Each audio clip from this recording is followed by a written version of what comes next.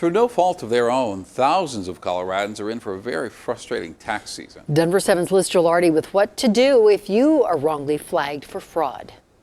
I retired a couple of years ago, several years ago. That's why Robert Perrick was so puzzled when he saw this form in the mail, showing he received more than $5,000 in unemployment benefits. I never applied for unemployment and I never received any funds. But the IRS doesn't know that yet. Robert tried to call the Colorado Department of Labor and Employment, but he hasn't been able to get through, and he's supposed to meet with his CPA to file his taxes on Monday. What it begs is, where did the money go? If it was dispersed, who received that money? The state has received more than 11,000 reports of fraudulent 1099s, and they've sent out nearly 2,500 corrected forms. A spokesperson said they're working to send out those corrected forms as soon as possible so people can file their taxes.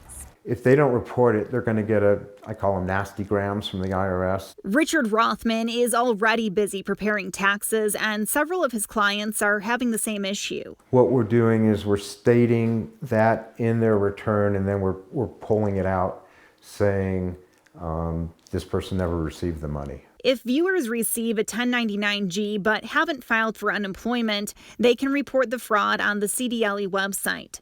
They should also take steps to protect their identity because it means their personal information, including their social security number, was likely stolen. In January, Ted Kazmierek reached out to contact Denver 7 when he received a 1099 for his wife. She passed away in 2013, and he was about to throw it out. I looked at it, I shook my head, couldn't believe it, and I showed it to my daughter, and she says, "Pop, Mom's been dead 7 years." After Ted reached out to us, we put him in touch with officials at Labor and Employment who fixed the situation so he doesn't get in trouble with the IRS.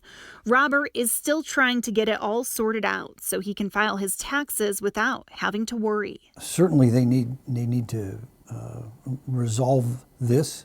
I'm hopeful that they will, and in a reasonable amount of time and in an appropriate manner. Liz Gilardi, Denver 7.